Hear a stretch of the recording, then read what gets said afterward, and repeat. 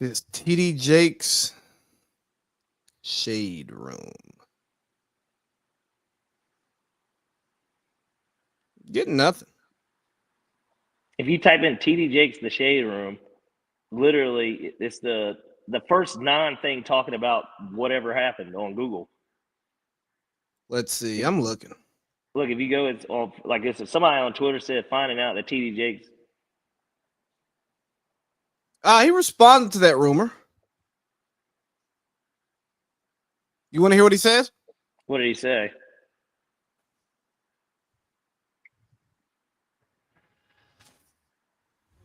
Jesus, come on, let's get. Hey, Bishop, how are you doing today, sir? I'm doing excellent, Rashad. Thank you for having me. It's a real pleasure. Oh, man, the pleasure is ours. Now, on April 8th, you guys have the new movie coming out on Lifetime Pride, a 7 Deadly Sins story. Hold on, he's doing Lifetime movies? Things that people can really. I mean, it doesn't surprise me. The project. He's a crook. I think they're going to be blown away. We don't care about that. Seeing much of her on The King is playing. Are you a TD Jakes fan? A crescendo of a story. No, I mean, he's just somebody that like everybody's known about growing up. I'm not playing the rest of that. I don't think that appeals to our demo. No, we don't. This is the separation of life and the church. Yeah, and I don't think we have a big Shade Room crowd either. No, we're not big Shade Room guys. I don't follow the Shade Room. Yeah, kind of like TD Jakes. I just know about them. Yeah, you know what? I heard TD Jakes speak once. Really? I went to like one of those youth conferences. Explosions.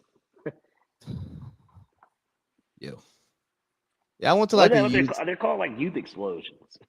Yeah, I mean, I've worked on a youth explosion in Bartow County. Might go talk to them about volunteering my time this year. But anyways, no, he spoke there, and I was in like 8th grade, or summer going into 8th going into 9th, maybe one of the two.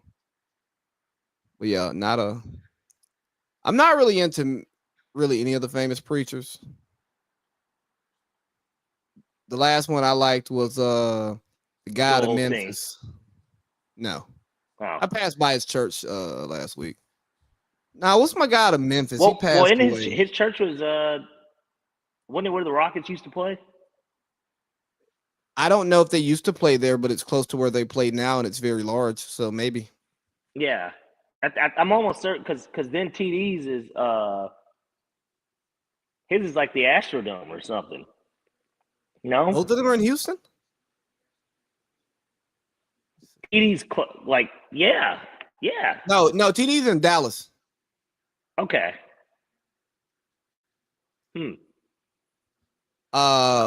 G.E. Patterson, Gilbert Earl Patterson. I used to watch him on TV. I liked him.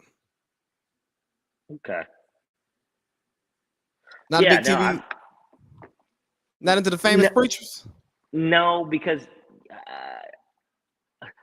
Joel Osteen was about the only one that I think maybe it's because I went to a Southern Baptist church, right?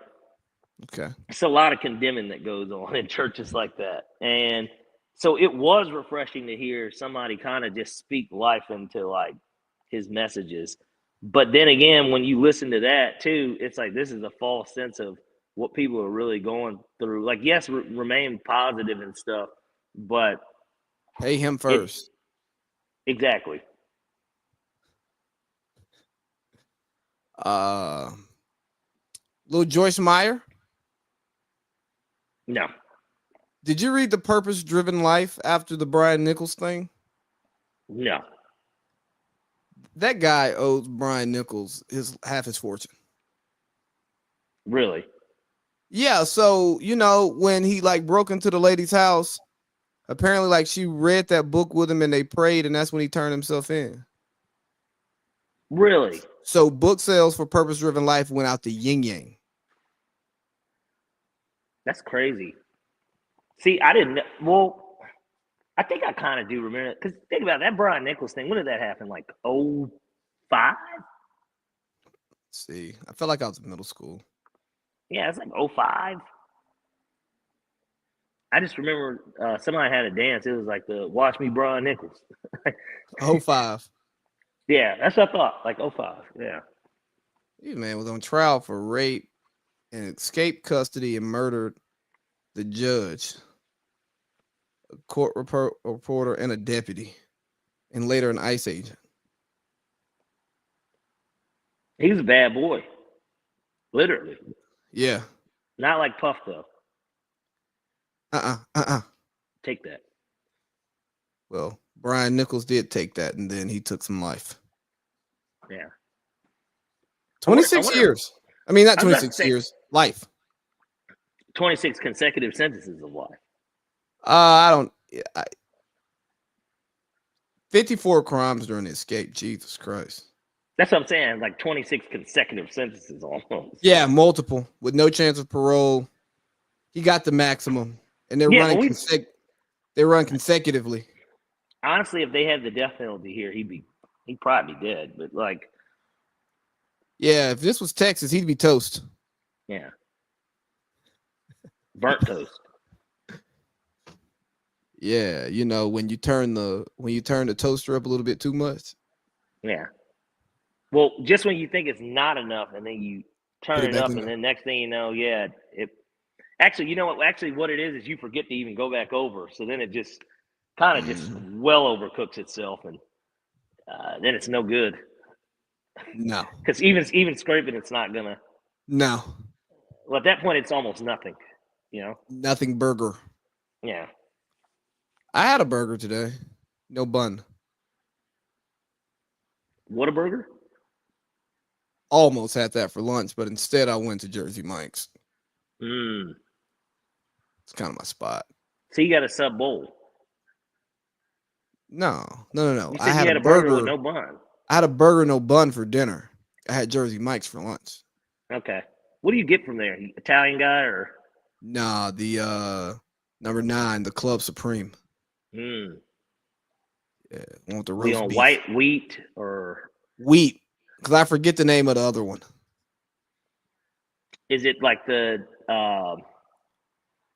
not like. They got a couple. I think it has like rosemary on it or something. Okay, is it cheese on it too? No, not that. Maybe I don't remember. It's been years since I've had it because I don't remember the name of it. And I go there too much to ask. Yeah. I thought I was gonna have to curse somebody out in there today though.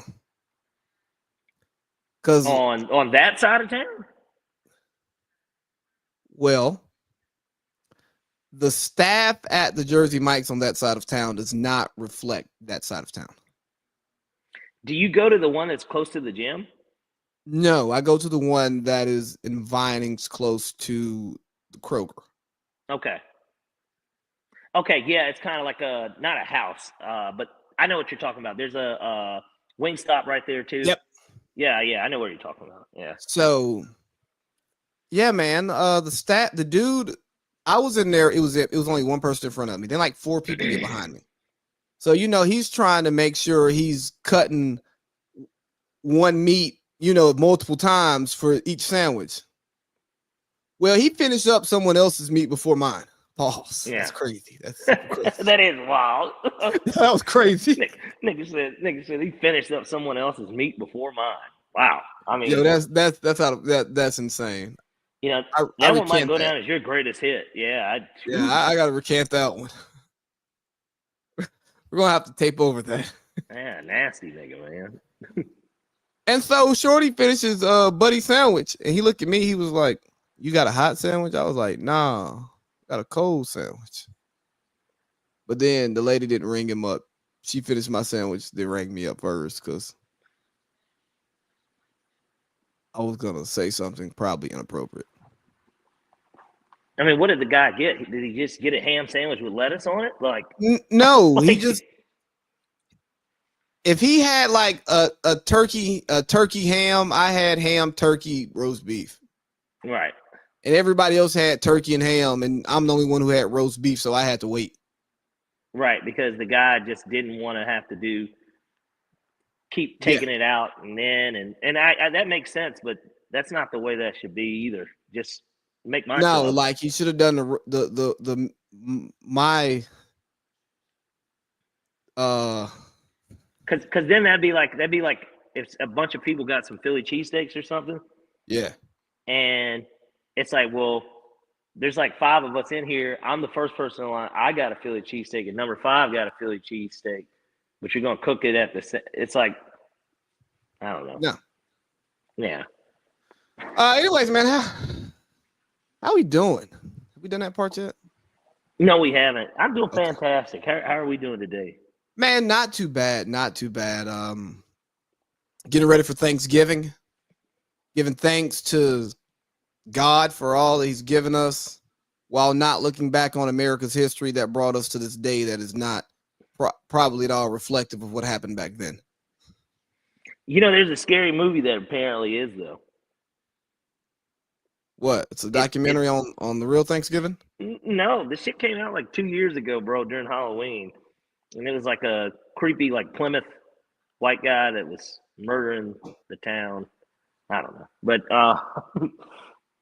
that might be a little bit more accurate of a depiction. I mean, obviously, it took place in the present day, and it was like a ghost past, and he was like Jason. He was unstoppable type thing. Like, hey, do you think Thanksgiving actually happened? You know, I don't believe it happened the way that it's portrayed. No, I don't. I don't think that happened.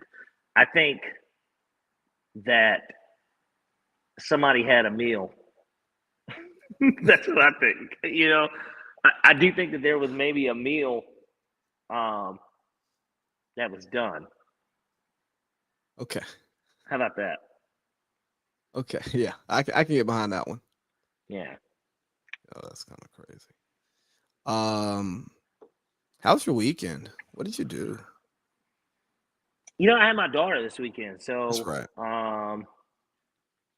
I didn't have her on Friday night, but I had her Saturday and Sunday, and this is my week with her too. So there was no school, and so which is kind of crazy because I remember us always having school that Monday and Tuesday, and then either there was no school Wednesday or Wednesday it was like a half day. Yeah.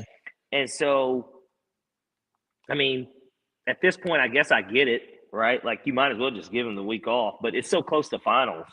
Because this actually, and isn't it weird that this Thanksgiving is like super fucking late? Like I always thought that it was the third Thursday. Maybe I'm tripping. I thought it was too. When did it become the fourth Thursday? It's not. It's usually the third Thursday. This is unless there's only 3 Thursdays in this bitch. I'm pretty sure that this is the fourth Thursday. It is the fourth Thursday. So, and I get it. I guess because November 1st fell on a Friday, you know, I just don't remember Thanksgiving being this late. We're talking 3 days before Christmas. I mean, 3 days before December. Yeah. Actually, and really, it's two technically because Thanksgiving Day, then 2 days, then December. So it's like, yeah, that's crazy because I remember one year Thanksgiving, like I had my birthday, then Thanksgiving was like 2 days later. Yeah, so it's just I don't know. It's a little weird that it's this late, but yeah. So I had my daughter pretty much, but my boy Latana actually came in town and kind of shocked us. Okay. Because I had forgot he said that he needed to redo his visa, and I guess they had a bye week, so he flew out here and he FaceTimed me while I was in the office Friday. And he showed me a Waffle House plate, and I'm like, that looks like Waffle House, nigga. I'm like, they got Waffle House out in Spain now, like something comparable to it.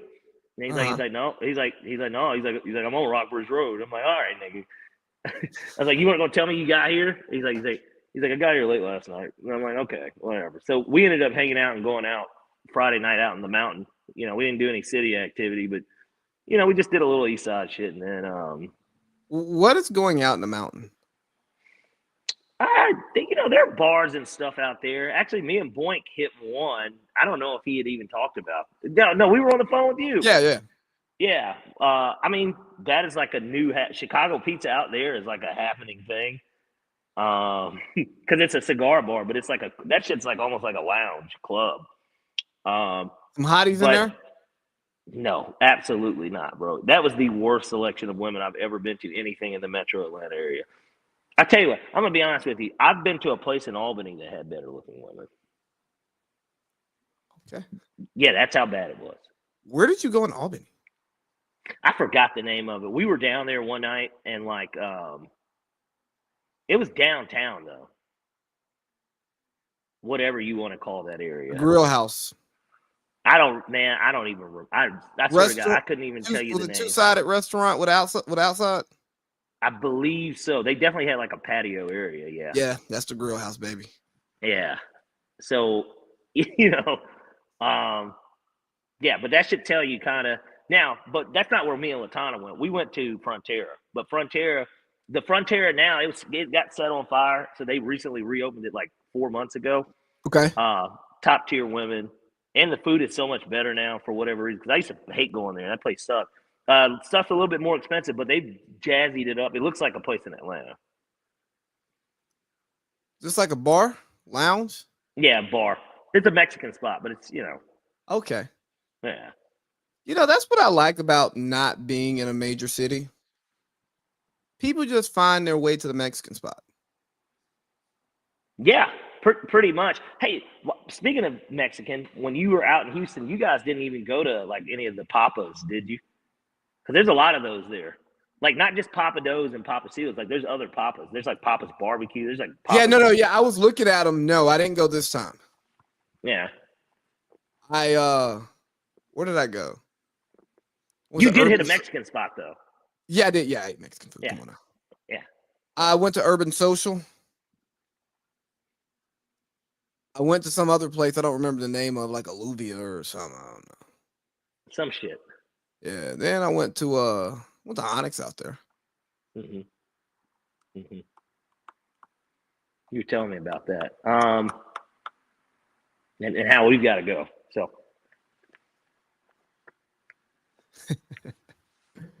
everything's bigger in Texas apparently. But everything.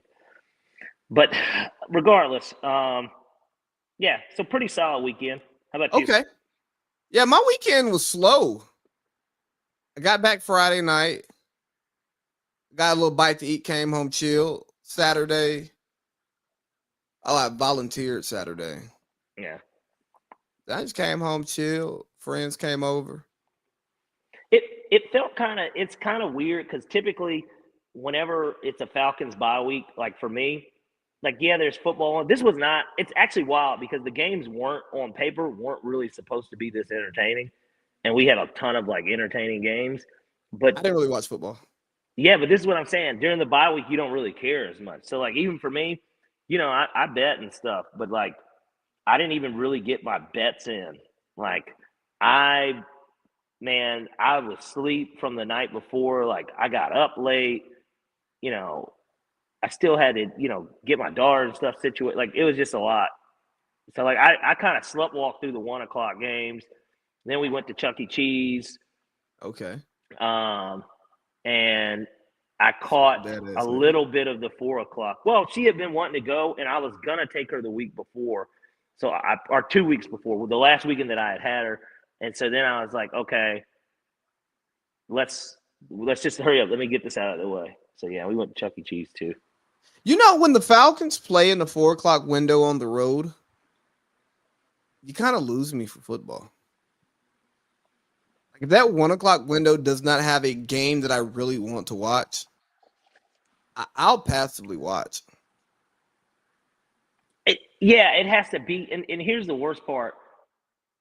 For us, because of demographically where we are, unless it is like the Fox game of the week, we're probably watching the Panthers or the Saints or the Bucks. So it's kind of like, or maybe even Chicago. The Titans on CBS or we get to watch Flus go out there and flus it up. So if I'm not at a bar because I don't have Sunday ticket because it doesn't make sense to. We're going to be at half the games. Yeah, exactly. So I'm just not paying for that. So some days I'm just not locked in. Yeah. That's probably why we don't talk nearly as much nerdy football as we used to. Yeah, well, and I just think that we got other stuff that we got to do too. Yeah. Things have changed. Yeah. I mean, yeah, I got a kid and stuff now. Yeah. But yeah, so where do you want to start today? I mean, we're 20 minutes in. We haven't talked about much. Do you want to open up with Kendrick, or we're gonna put that to the back end? Pause. We can push that to the back. Let's just hurry up and knock out the football. Hold on, Jalen Rose is on TNT now. Doing what? Sitting in the Kenny seat today. Well, this has got to be him making his debut. Yeah, and he has his hair cut off. He just got one. I gotta figure out if there's a remote in here because I could be looking at this now. What do you mean he got his hair cut off? Like cut off from? It's like back to his like playing days. Yeah, he still got like a young boy part though. He just can't commit to being in his 50s. All right, but yeah, let's get to football, man. Falcons were off, so who did I watch in the 1 o'clock window? Cowboys and Commanders.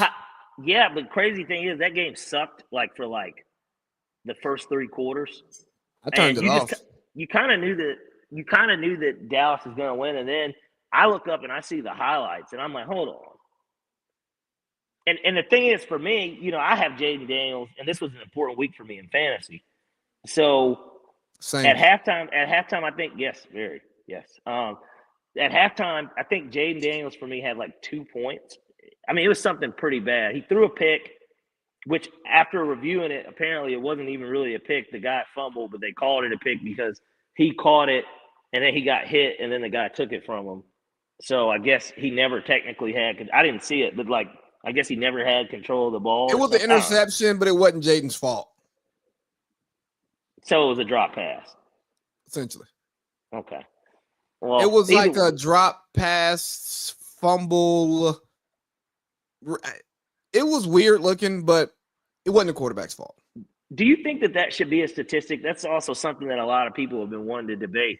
Should interceptions that aren't the quarterback's fault be credited as a new stat of some sort?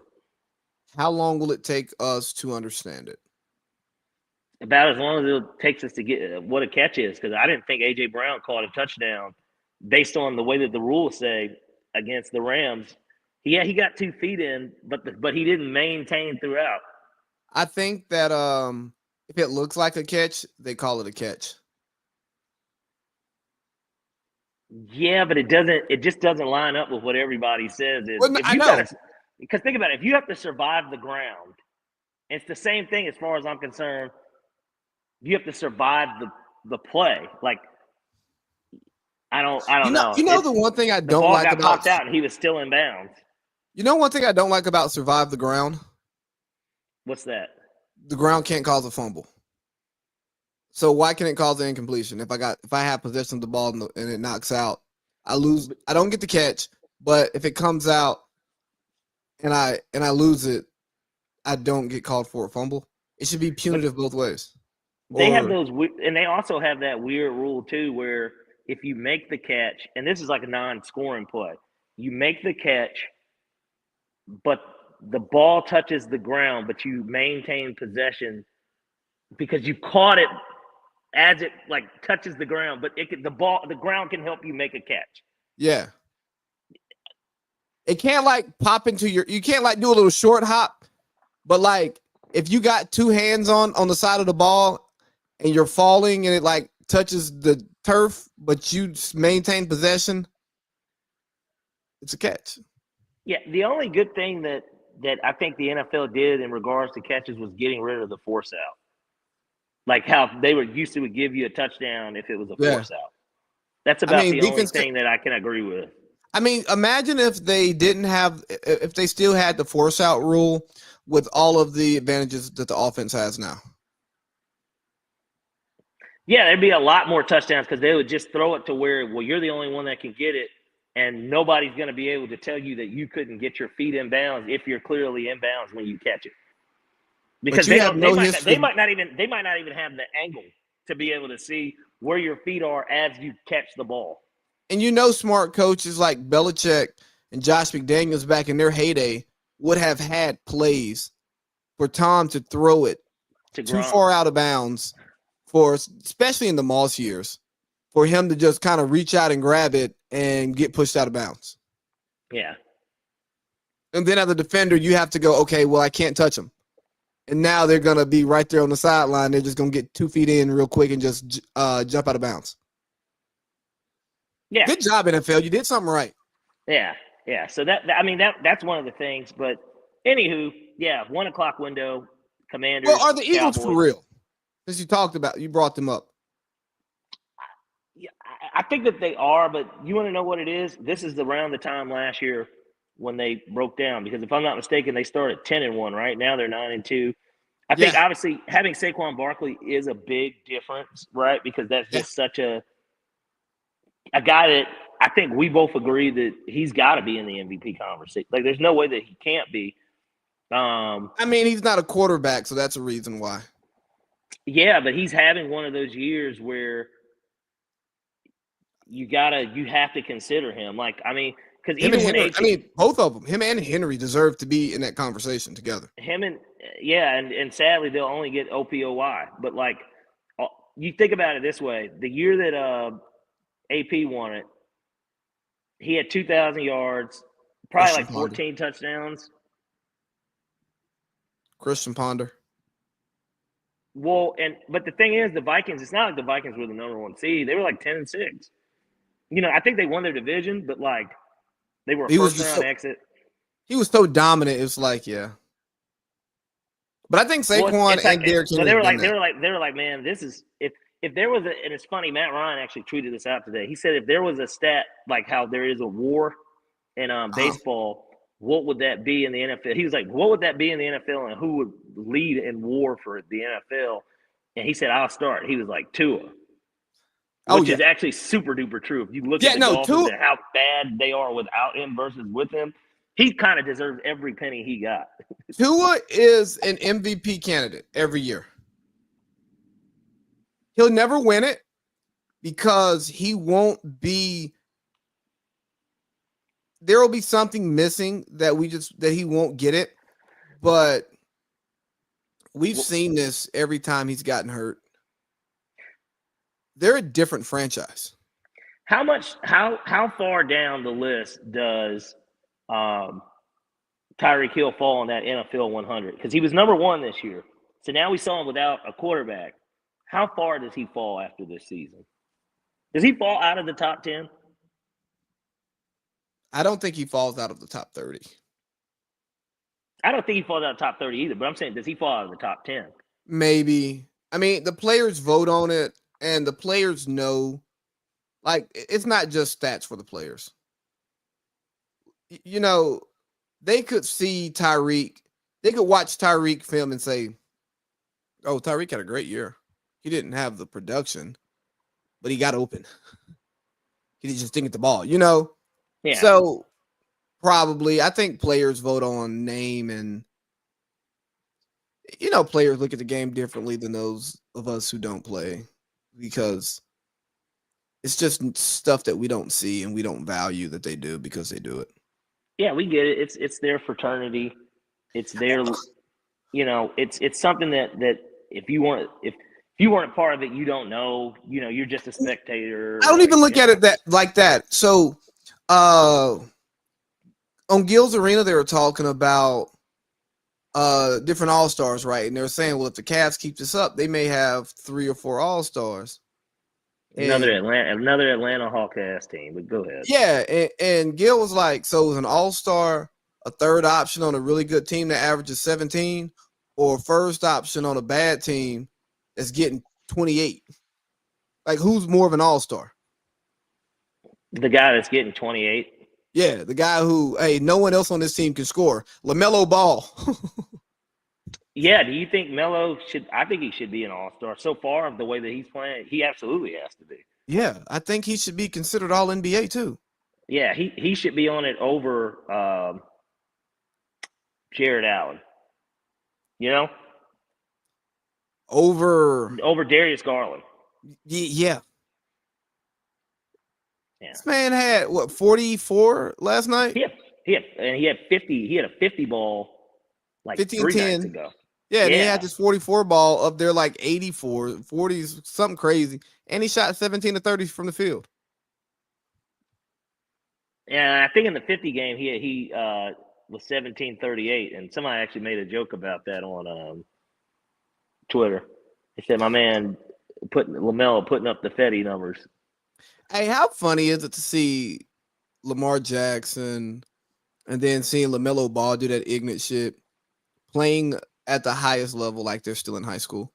Like how Lamar hit the back juke walk in yesterday. Yeah. Then LaMelo hit that stupid step back. Are you talking about the one where he did the and back like jump the facing announcer the like wrong went way? like berserk? Yeah, Yes. he went like yeah, one leg. Yeah. You're not supposed to do that in an NBA game. Well, look, just like Saquon's not supposed to be fucking hurdling people backwards. Like, you know what I mean? Like, what do you landing mean? Yeah. Well, hitting a pretty crazy spin move before he did it. He's a freak. He is a freak. He's a freak. And I think he showed that even more, bro. Like, I mean, and look, the Rams don't have a good run defense, but like at the same time, that shouldn't be happening.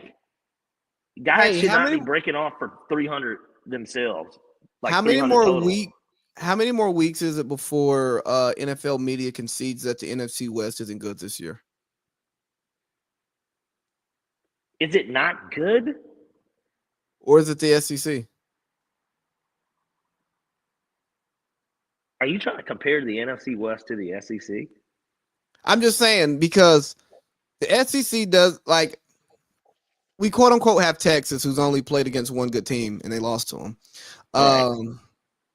But how Texas is the one shining team, and then there's a bunch of 2 and 3 loss SEC teams that are super scrappy, and people are saying that the SEC is down this year. When it's like, no, it's not. It's actually better because the middle of the SEC is really good. Like exactly. South Carolina is. I like South Carolina against Penn State. I know Penn State's going to be favored. I'm going with South Carolina in that game. But see, I agree with you. Like Indiana would be the 7th or 8th best team in the SEC this year. Does Indiana? Could you guarantee that Indiana could go into Lexington and beat Kentucky? No. Do you feel good about Indiana going to the Swamp, seeing DJ Lagway's Florida Gators? No. Going to Oxford? Especially, I'll tell you, especially the way that the Florida is actually playing now. Yeah. Like the Georgia game was almost like the wake-up call. I mean, I know there was a third string, but like. Do you see them going to Neyland? No. Death Valley and Baton Rouge? Brother, I see all those teams coming to their house and taking it over. You know what I mean? Like, take over your trap. Yeah, not even. It's not even just about them coming to the SEC. What about the SEC coming to them? I mean, you want to know what Georgia is? I mean, obviously Georgia wants a bye, but if let's say that Georgia lost to Texas, but they get in, they are praying that they get set up for the Indiana matchup. Oh God, you know what I mean? That gets Kirby excited. You know what they want? The perfect case scenario is they get put on the bracket like they had it up last time, where let's say they played Indiana in the first round, then the next round it would be like Miami. Like, yeah, moonwalking, baby. And then they would play Texas in the semifinal, so you could get a Texas Georgia 3, and then of course either Ohio State or Oregon, right? Like that's who they would more than likely who it would be, or even if because the Big 12 is going to be the 12th seed. No, 4 seed. Not if Boise State's ranked higher than them, because that's how they've been putting it together.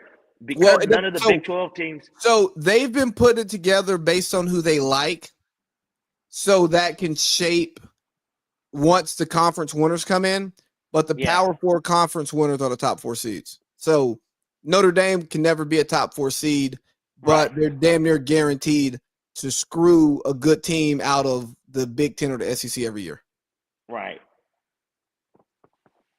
They got to change that. I mean, I saw somebody. Did I send that to you? The person. But I say this much: Notre Dame's been playing good ball too. For what it's worth, Notre Dame's played some really good ball. I'm rooting for Notre Dame, but everybody still is going to look at the fact that they lost to the fifth best team in the MAC at home, and they kind of were dominated in that game. It wasn't fluke. Like, they were beating them pretty much the entire game. I guess I didn't save it on here. We're just all over the place today. What was Stephen A wearing last night? I don't know, but did I send you the tweet that I saw? Yeah. Though? Basically, yeah, him. You could tell when a nigga's dating a younger chick. That is basically what that looked like. And so, you know, he's out in Hollywood, and they asked him right before he got off the mic, because first of all, it's a shock kind of to just see Stephen A on Monday Night Countdown, right? NBA Countdown, right? We always see that's him.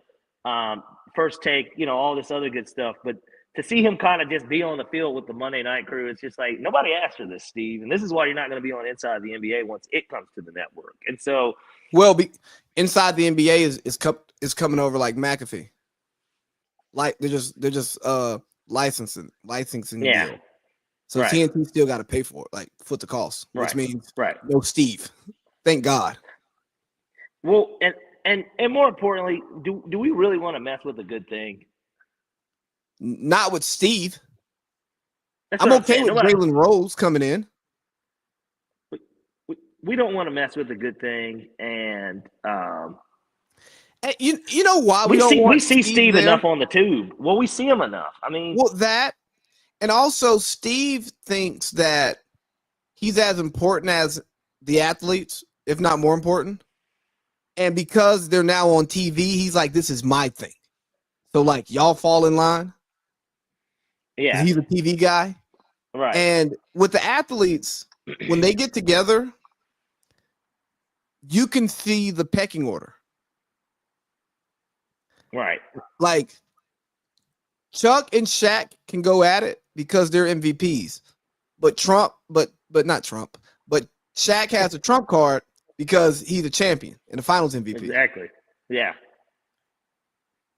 Kenny knows to shut the hell up when they start talking about superstar shit. But if Chuck talks too much about winning, Kenny can throw in hey, you know, there's a pecking order. Yeah. Like on Gil's Arena, when they get to talking about certain stuff, they let Gil talk because he's the all NBA nigga. Right. But Steven doesn't abide by those same principles. Well, like you said, though, because Steve says to everybody, well, this is my shit. He does do that. Yeah, like, this is my shit. Because even with Shannon, I'm sure you saw the little back and forth that they had. And it's like Shannon's trying to tell him, me and Teddy know this because we've been a part of this. Like, you can't tell me that what Jerry Jones is doing, like he's not going to bring in a Bill Belichick because he said it's not going to work. This nigga pulled out the drum line. He's like, one band, one sound. Like, and Belichick wouldn't go there because he believes in one sound. Well, I think that the Cowboys, as much talent as they still have, I also just don't even think it will work anymore. Like, I just think that team they never reached that championship potential to begin with. And it just, I don't know. In a weird way, don't you think that, like, Bill would rather, and I know this sounds crazy, would rather, like, be the coach of, like, the Giants? So here's the thing. Today, Colin said it's between the Giants and the Cowboys for Bill. Stephen A said his part. But Lombardi said on Monday he's not speaking for Bill Belichick, but he doesn't see him going to the Giants or the Cowboys. Because with the Giants, it's an old school organization. They've got scouts who've been there since leather helmets. And they don't fire a lot of people. Right. Bill's going to want to fire people, you know, like he was going to do in Atlanta. So where can Bill fire people? That we think will be open or is open currently? Las Vegas. So you think that him and Tom rekindle? I mean, I guess they kind of did with the roast, but like, I think they've rekindled it, especially with Tom going around football again this year and now getting a first-hand look at how bad football is in a lot of organizations. But then what about the McDaniels piece of it? Well, maybe McDaniels doesn't get to come back. Yeah, I don't see it being like a Vance Joseph thing. How Vance Joseph, head coach of the Broncos, and then somehow, he just fucking comes back as the DC. Well, Vance Joseph is a black coach, so you take the best job you can get if you want to stay around this league. we have a colored quota. That's a joke. But doesn't Vrabel feel like a better fit for the Raiders? Yes, only because he's younger and they need time to turn that thing around. That's what I'm saying. Bill kind of wants to go to a situation where he can either they can switch out the quarterback immediately and become Tampa. Do just what Tom did. I don't know. No, but doesn't Tampa make the most sense? I don't know if Bowles gets fired. I don't either. I don't think he should. But doesn't Tampa make the most sense? Either that or in a weird way, I don't think he's going to get fired either. Either that or Miami. And he shouldn't get fired. He shouldn't, but look. If you fire him, you're hustling backwards. Yeah, but that's a team that kind of it's attractive. The division's attractive. Because the Bills, but you know what? In a weird way, I know that people don't think it.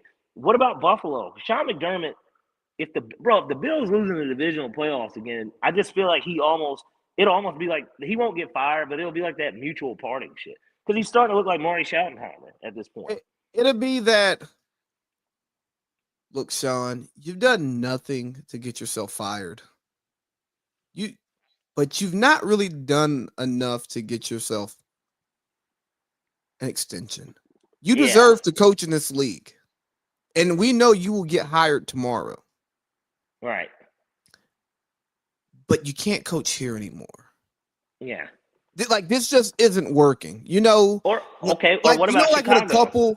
When a couple parts ways maturely, and it's like, I don't like you.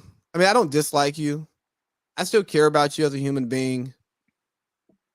I just don't want to be with you anymore. Yeah. This just doesn't work. This isn't working anymore. So let's break up and let's divide our things in a way that makes sense to both of us. And we're not going to argue about anything. If one person is adamant about it, you can just have it. I feel like that's the firing of the Bills and Sean McDermott. And like I said, that's because it's another one of those situations too where you kind of are like, well, what can they do better? Who can they get this better? Because to me, that is how a Bill Belichick falls in line with them. They still clearly have a good roster that can win, and you could probably add on a few things to that team if you so choose. Then there's the tie. Of course, it's in that it's West New York, but I don't know. It's still in that same division. We know he's not going to the Jets. No. Are the Jets going to be like how Carolina was with just getting Dave Canales? They're just going to okay, and that's another part of this too. Ben Johnson's going to be the most sought after, no matter what. But the Bears' job, it clearly seems. Well, I don't know if he's going to be the most sought after. I tell you what, of all the coordinators, he 100%. Yeah. But I think there will be some franchises who would prefer Vrabel because he's done it before. Well, who's going to be the surprise firing in the NFL at this point? I got a great candidate. Could you see a guy like Shane Steichen low-key getting fired?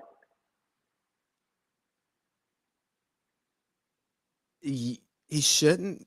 Maybe because of the handling of the quarterback situation? I got a guy who I think shouldn't get fired, but should get demoted, and Bill should replace him. Who's that? The guy who tried to hire Bill to be his DC over the summer. Oh. I don't think he gets fired, though. Honestly. No, he doesn't. But don't you think the 49ers would be a better team if Kyle Shanahan is the OC and Bill Belichick is the head coach? Well, yeah, you would be looking at if you utilize it. See, but another thing with that team, they fucked up these contracts. Like, Yeah, they shouldn't have paid Debo. They should have never. Well, Debo had already been paid though. Don't pay Ayuk. Why'd you pay Ayuk? Like, Lombardi said just fine his ass. That's what I'm saying, man. I would have let him, because look at it. You paid him, he got hurt. He's not giving a shit in reality. You are going to have to see if you can find somebody for Debo, but he's slowly but surely losing value every week. Like, because he's not doing anything. You got McCaffrey, who's on the wrong side of 30, and he has an injury history. Yeah, this is what I'm saying. And, like, your defense, you've got still a lot of quality players, but it is getting a little older too. I think Ufunga's a free agent too. And somebody will overpay him. And you got to pay Brock Purdy soon. And what do you pay him? Yeah, right. Well, exactly. Brock 100% gets paid. Can you get away with paying him 48? No. I mean, but do you want to pay Brock Purdy 60? Well, this is what Brock Purdy will say. Just like Dak Prescott last year, he was basically, I mean, Christmas night was the night that if they had won that game and he didn't play bad, he would have won the MVP and not Lamar. So, like, you know what I mean? Like, so, like, he has that argument just like Dak, how Dak actually did finish second in the MVP vote. But does Kyle say, Brock, I know who you are, and I know what I do to make you who you are? And does Kyle have the standing in the organization to possibly be wrong? Yeah, I mean, I don't think you should. Well, is it Kyle's decision or is it Lynch's decision? What do you think? Kyle hired Lynch. I mean, it feels like Kyle had the job first. That's true, but you know, in a weird way, Kyle had the job before Dan. I know that Dan Quinn picked him, but I don't know. I think it's just one of those things where if you're the 49ers, you got to really look in the mirror. Sorry. You got to look in the mirror and make some tough decisions, because that's a team that's going to end up breaking up. Like, somebody's gone after this year. They should be a 5-win team next year. See, I don't think that. I think that they're too talented to not be, even with bad coaching, an 8-win team. Like, that just feels like they're a lot. Like, no, I'm saying, but if Kyle can coach them to 8, we'll take it. But I would be wanting to dump players to contending teams for draft capital and get young and start to retool, because I don't think this was the last year to me for this group to have a chance to win a Super Bowl as constructed. Yeah. But I think Lynch and Kyle have done enough over the last 5 years to have earned 7 more years to rebuild properly, you know? They're kind of like Denver, the Nuggets, for instance, this year. And I think we talked about that a little bit earlier in text, but it's almost similar to how the Nuggets are too.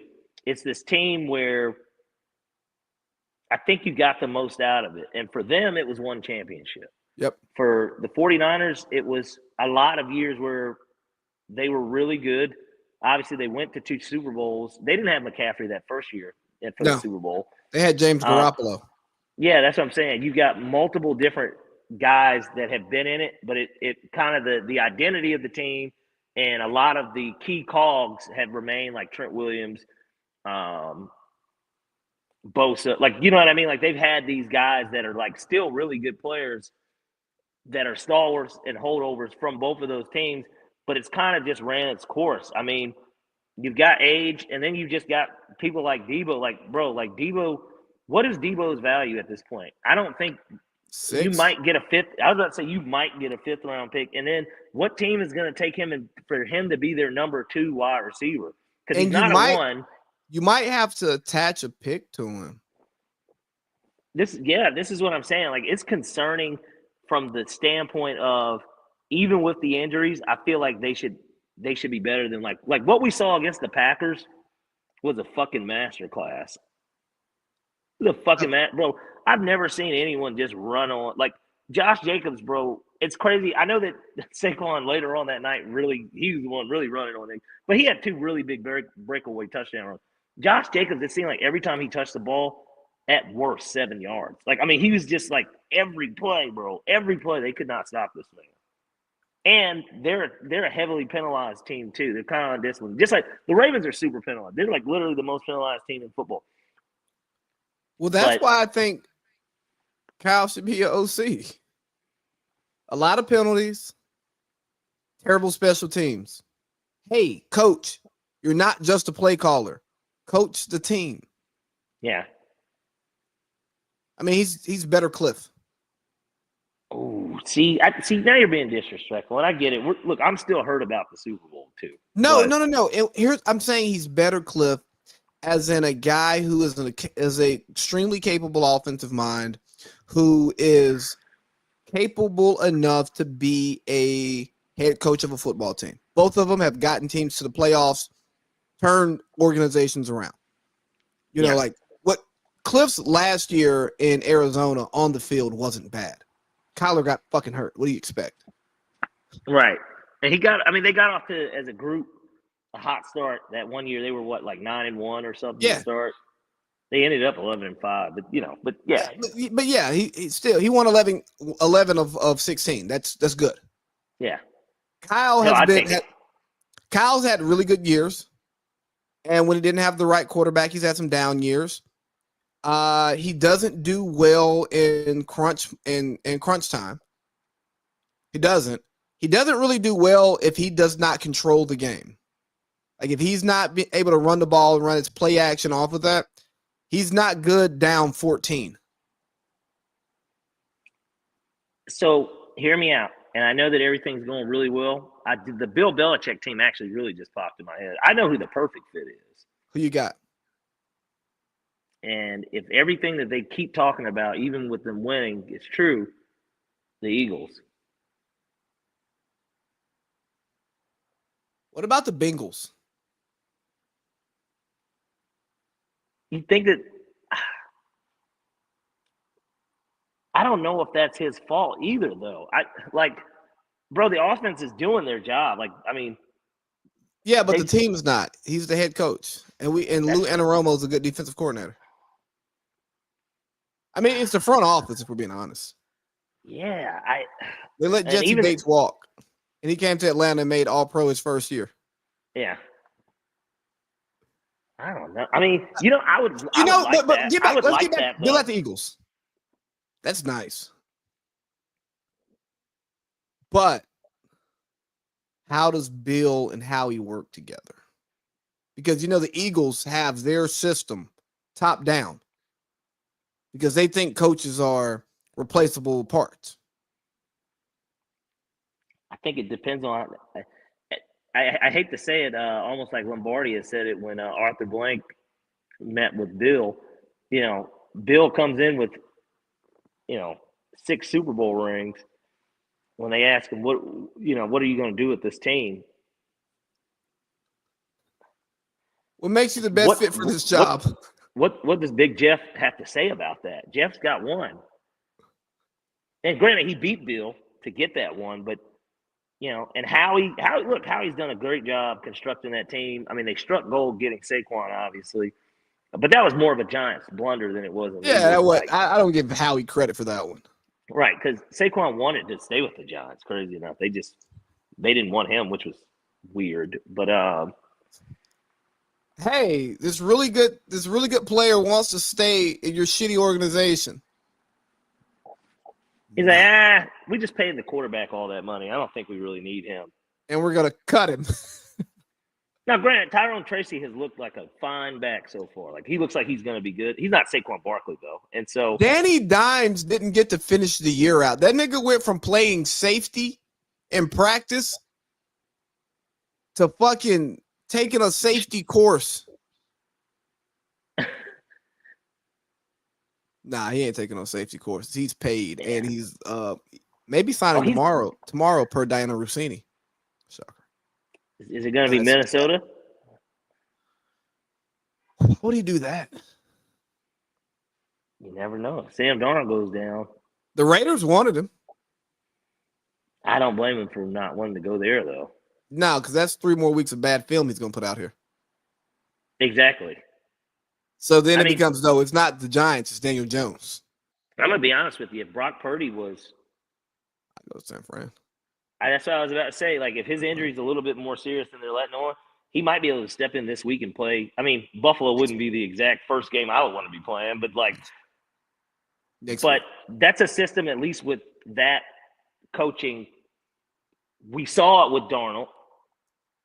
And you might even get a chance to play but look so much better than like even what you put out there. Yeah. And then it kind of makes you an attractive bridge for a team or an you salvage your name. Or an attractive backup who has a legitimate chance to earn a starting spot by week 6.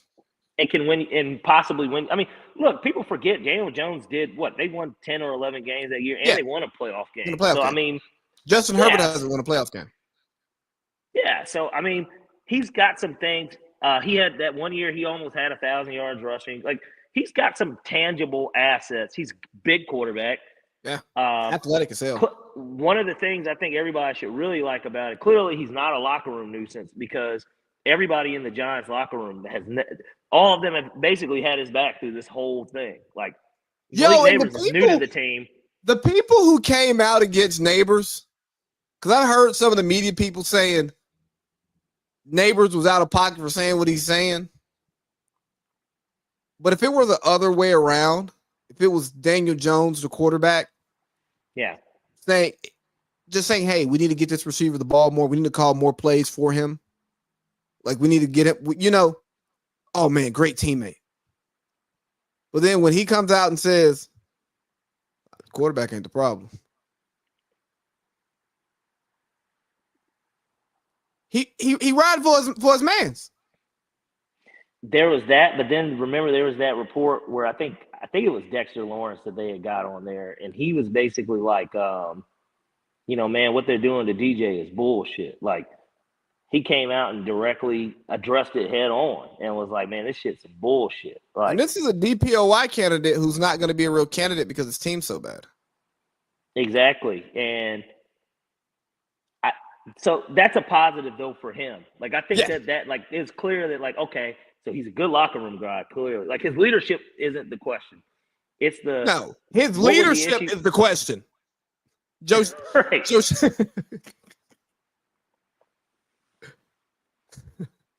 yeah. So I think that in a case like that though, I could see. I mean, Minnesota makes a ton of sense because that's the type of coach I'd want to, And Sam clearly somebody that in a weird way they have similar stories. Like, man, we both flunked in New York. I got to go somewhere. Then I got my chance this year unexpectedly to a degree. And now look at me. I'm 9-2 because I've got myself under a good coach, the Shanahan tree thing. Hey, real quick. Miami's back in the game. 22-7 run the last 7 minutes. 83-76. No Giannis, though. Yeah, but Dame had like 35 minutes ago. And Doc just blowing a 20-point lead is just funny. Well, isn't it expected? I mean, depends on who you ask, but yeah. Yeah, I mean, nothing to see here. It's just more Doc being Doc. Anything else NFL you want to talk about? I don't have much on Baltimore other than they may not win the division, but be the best team in the division, and the worst team in the division might win it. Well, hold on a second. They can easily win that division, and here's why. Have you looked at Pittsburgh's schedule? No, I haven't. Is it a gauntlet? Well, they're at Cincinnati this week, and I'm not trying to be funny. As bad as that defense is, hey, man, they got to – just like how the Cowboys beat the Commanders, some of these teams got to win games, and that's a team more than capable of doing it because they have Joe Burrow. So that game is going to be – this is not going to be an easy – like Cincinnati – and I guess we'll get to it once we get to the picks. Cincinnati's favored in this game. Yeah, I know, so like 3 points. This is what I'm saying. And then they have to play the Eagles. They have to play the Ravens again. And they have to play the Chiefs. So And I'm not saying Pittsburgh goes 0-3 in those games, but You wouldn't be shocked. you lose. I tell you what, you lose this week. You know, and if it's on Russ, then more people will start talking. Like, Yeah. The Chiefs aren't as good as their record says they are, but they still may win the Super Bowl.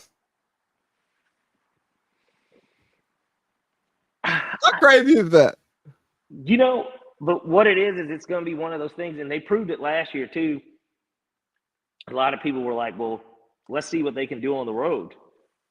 Well, they go to Buffalo, they win. Then they go to Baltimore, they win. But these are against two notorious type choke. And I get it. They ran the AFC. So, of course, these teams look like chokers every postseason because, well, that's who they've had to continue to run into. Yeah. And the one time that the Chiefs played a legitimate ran organization top to bottom, they lost. Tampa? Well, Tampa, but then also New England the year that Brady beat them in the AFC Championship game on the road. Now, granted, who was it that was offsides or something? That's what cost them the game. Miller? Yeah.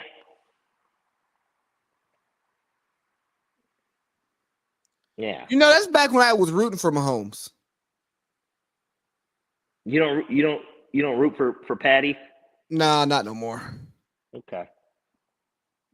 I mean, people like Nick Wright just ruined good things.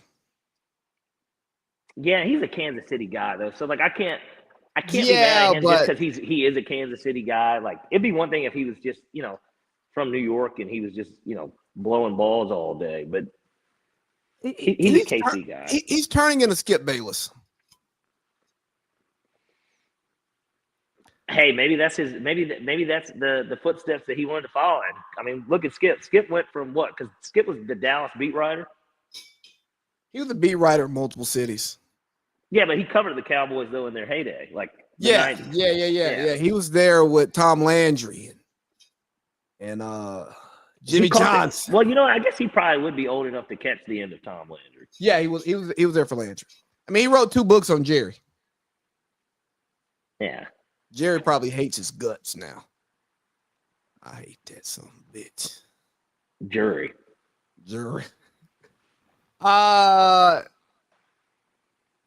Anything else, NFL? No, I feel like we covered the NFL. Look. I like these shows. Raheem's gonna have a real tight ass, old boy, if we don't get this stuff done.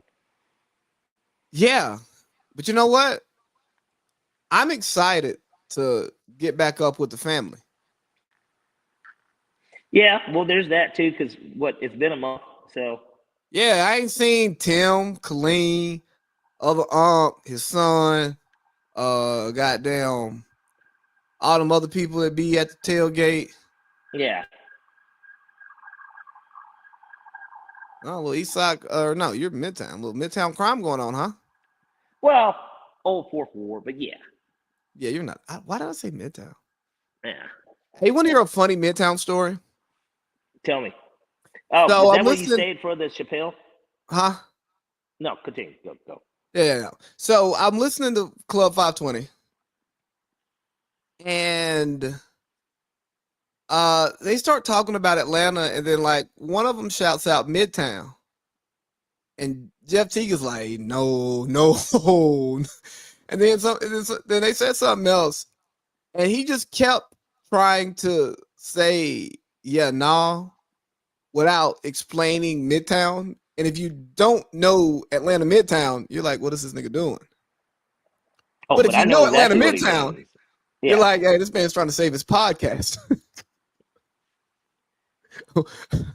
Well, basically, where were you hanging out in Midtown? He wasn't. That was the point. I know, but that's what I'm saying. But somebody else saying shout outs to Midtown. Peters. Sure. Because that's just about the only place you can go. The Varsity. Vortex.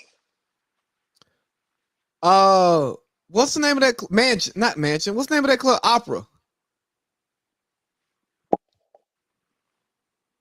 Is Opera still open?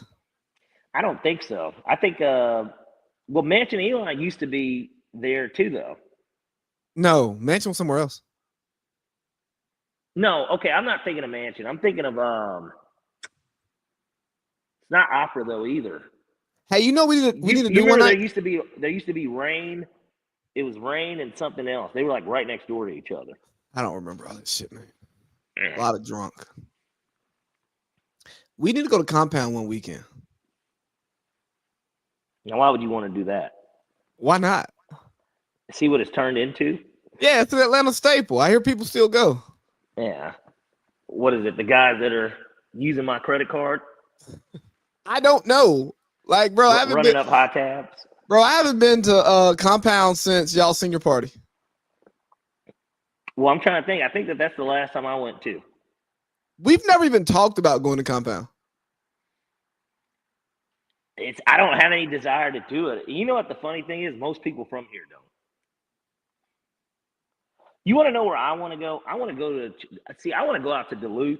The ones I used to hear on the internet, like not on the internet, on the radio, like Wild Bill's. Like I want to go to like Wild Bill's. Yo, so I almost went to Wild Bill. What about Club Euro? You know, like, I want to go to these places. Hey, you want to hear a funny Wild Bill story? Let's hear it. So I'm kicking it with my ex-girlfriend. It's her birthday. Yeah. Bring over nice little gifts and all this bullshit. You know, we're kicking it. And then I get a text while I'm over there like, hey, we're going to Wild Bill's tonight. I was like, I bet. Give me a second. So I tell Shorty, I'm like, hey, yo, I'm about to get up out of here in a minute. I'm going to go, shower up. Partner's going to Wild Bill's tonight, and I ain't got to drive. And she was like, so you'd rather go to the club than be with me on my birthday? Like, I've been with you all day. She was like, yeah, you really just fucked up my birthday because you're choosing to go to the club over stay here with me. Well, at that point, I would have been like, well, why don't you come with me? I didn't go to the club, but I still fucked up her birthday. So it was a double whammy. I mean, you couldn't win. No. Should have learned then. To the club. Yeah, I was about to say. I mean, here's the thing, right? Once you piss her off by bringing it up, you might as well do it because she's going to be pissed off all night. Well, you basically have done it because you were mentally already there anyways. Exactly. So if you go, you don't have to be in her presence and she's pissed off. Or you can stay home and you be pissed off because you didn't go. And she'd be pissed off because you wanted to go. And then you got to be around her, pissed off. And talking about it the entire time. Yeah. You know what? We figured something out. Do you want to go to the association or the college football? Let's go college football. And actually, I was trying to look at this on my phone.